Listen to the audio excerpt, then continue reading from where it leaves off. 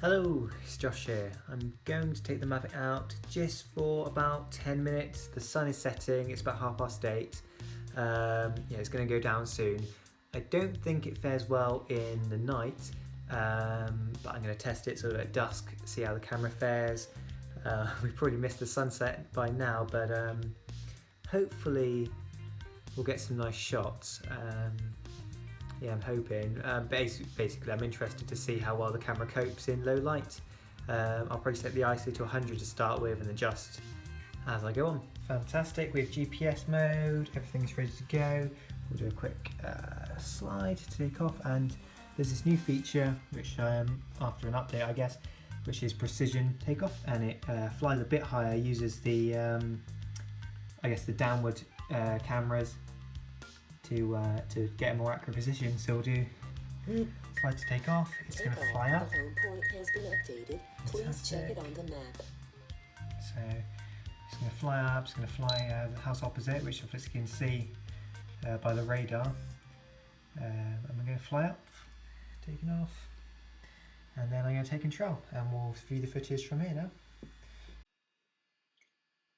Fantastic. I've taken the drone up to 108 meters at the minute, and we're just going to fly across.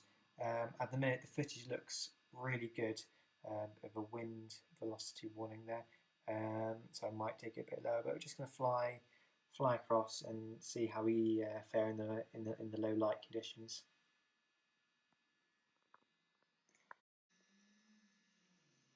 Okay, I would just adjusted the gimbal down so we don't get too much of the sky, because the white balance wasn't faring well. But actually, I mean, it's 20 to 9 at the minute, and it's currently in April, coming to almost May, and the sun is going down, but the light, I mean, it looks dark out the window, but it's quite good quality. I mean, it doesn't look like there's been any loss of focus.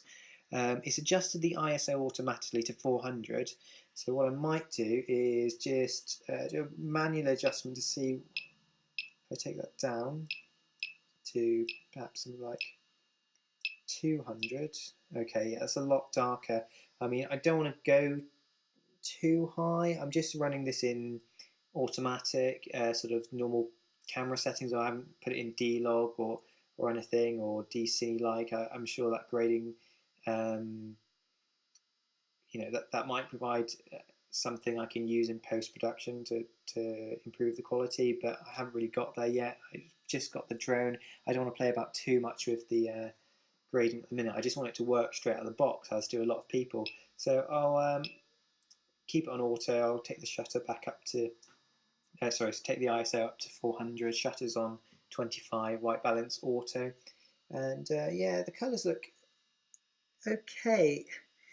It does look a little bit blurry perhaps. I wouldn't say it's as sharp as it could be, but again, I haven't played with the settings. There are tons of videos online, each giving you probably different or conflicting ideas about the settings and what settings you should use. Right now, I'm not too interested in that. I just want to fly the aircraft and have a good time with it. So we'll take it out. Just pointing at the sky right now. It doesn't like the sky, but if I bring it back down, got no problems basically. Still looks okay.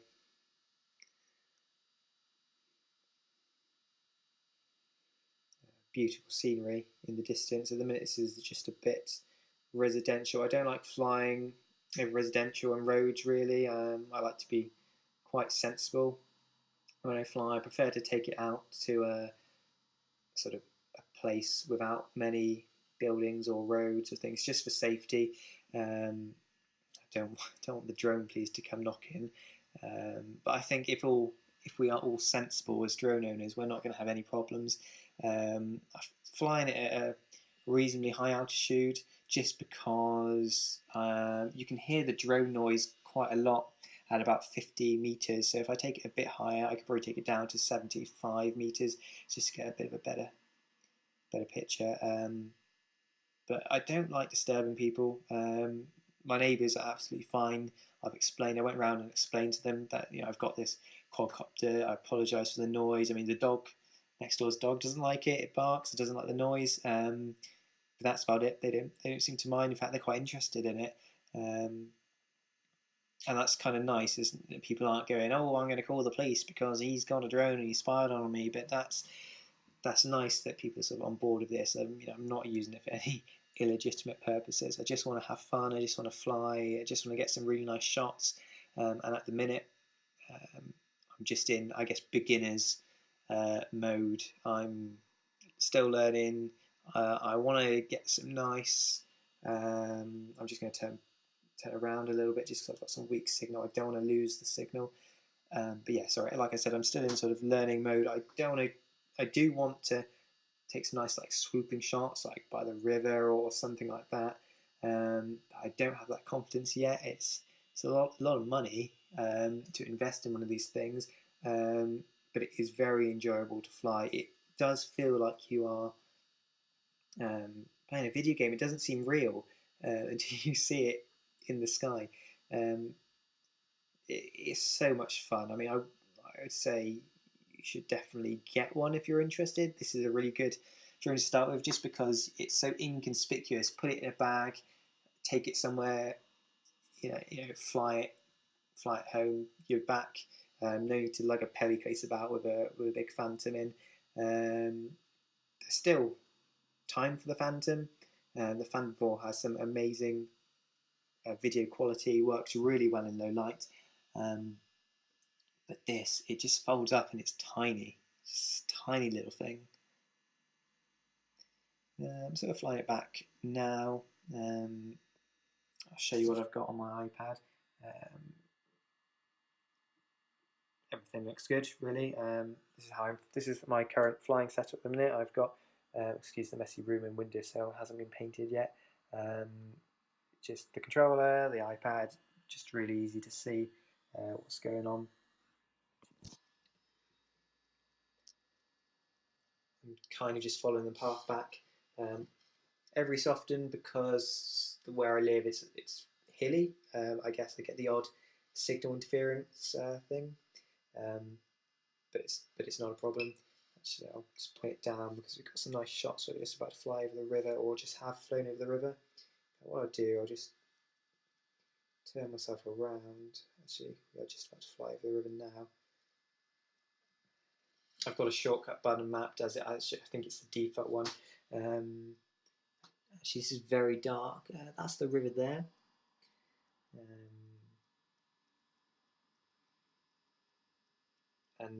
Yeah, it's increased the ISO to 1600 and 800. You can see on the screen it's adjusting it, and I don't like that. If I was shooting something, I want to keep it in the same ISO because it's gonna keep adjusting. It's gonna ruin your shots, and if you're trying to get the same looking shots, then you're gonna want to put it in a manual mode, or make sure the ISO doesn't adjust automatically. We'll just fly over these fields here. Earlier on I was flying it and I did get a signal loss, and it did go back to its fail-safe mode. It flew up to the altitude I set, because again lots of hills and trees and things around me. I put it to 100 meters. I normally have it on 60 on the return to home mode, so it lost signal because of the hills. It was starting to break up. It lost the signal. My controller beeped at me ferociously, but it did go to its fail-safe return to home mode, which is really good to know that it did it. It was a bit, had shaky fingers there, but no, it was great. It returned home, everything was well.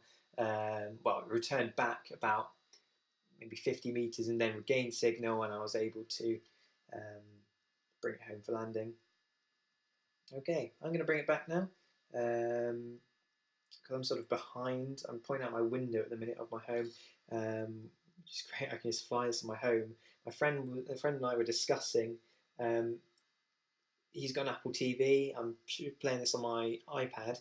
We could probably stream this DJI Go app to the Apple TV, and I don't know, you can have the whole family sitting around and watching a drone from your on your massive screen TV. That'll be great. I mean, this is the future.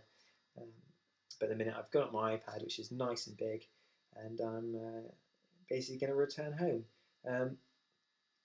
I haven't actually spoken about the video quality. I've just been chatting away here, but you can see for yourself, it's automatically adjusting. I haven't seen this. I mean, I'm just viewing it on the iPad. I'm viewing it through the viewfinder, so I can't really tell if it's got too much of a loss, if it's too grainy, because when you put the ISO up, you start getting noise on the camera.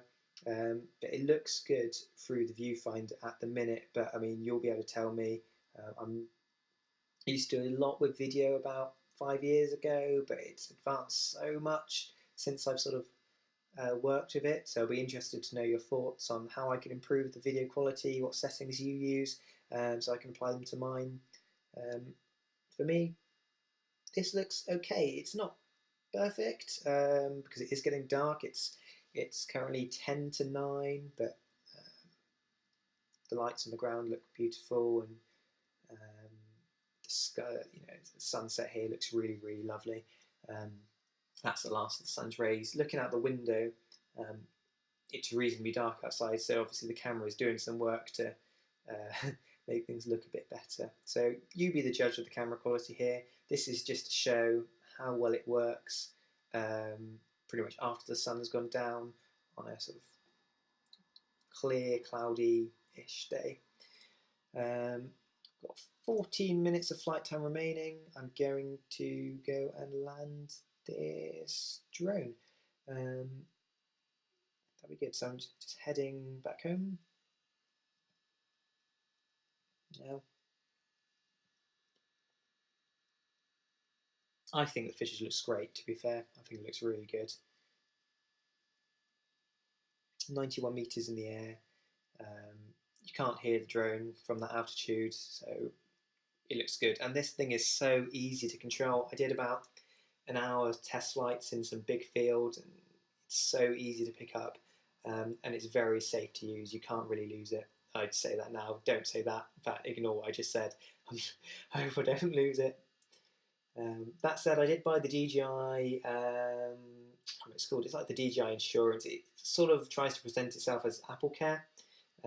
It's not, because it covers you for damage. You have to pay for sort of the replacement, but it doesn't cover you for loss. So if you do manage to crash it, you need to retrieve it, and then hopefully DJI will repair the damage.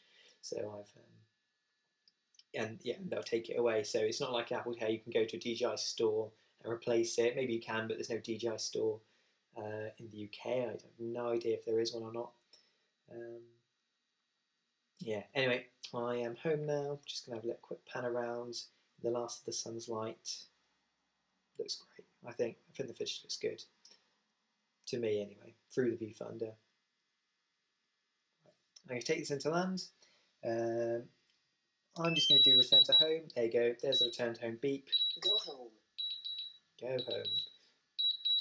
Okay. It's going to take us up from 91 to 100 meters, probably. Landing. It's landing. Sorry, it's a really loud beep. Let's just have a quick look down, make sure the area is clear. You can't see that very well. I mean, you can see where it's going to land. But let's just go look out my window to see it coming down. I'll probably be able to hear it soon. Landing. You can see. Let's have a quick look down, make sure we're all okay. You can see out the window. It's pretty dark outside, but the camera on the drone picks stuff up. Okay, we're going to land. And actually, this is exactly where it took off. So that precision landing feature is really good. And actually, I'm not going to cancel the landing because it isn't. I'm going to bring the altitude up. Ambient light 2 weeks. So I'm going to just have to do a manual landing. So let's bring it down a bit.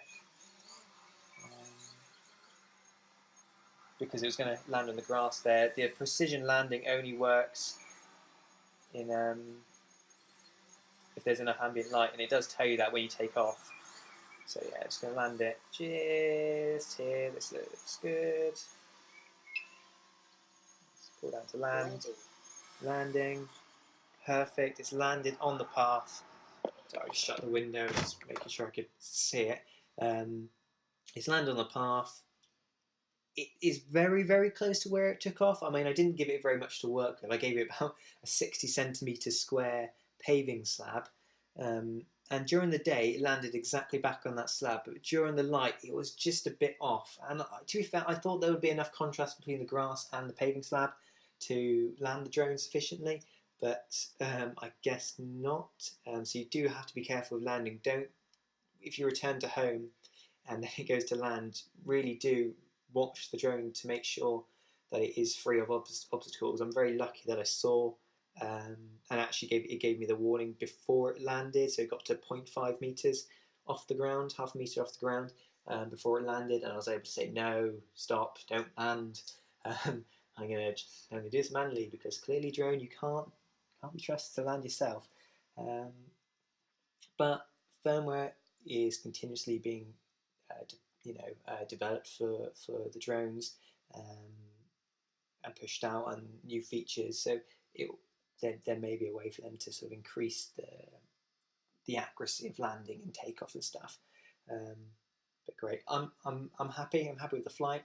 No issues. I've got 44% battery, and I flew pretty far. It's good. Wind conditions are good. Signal was good.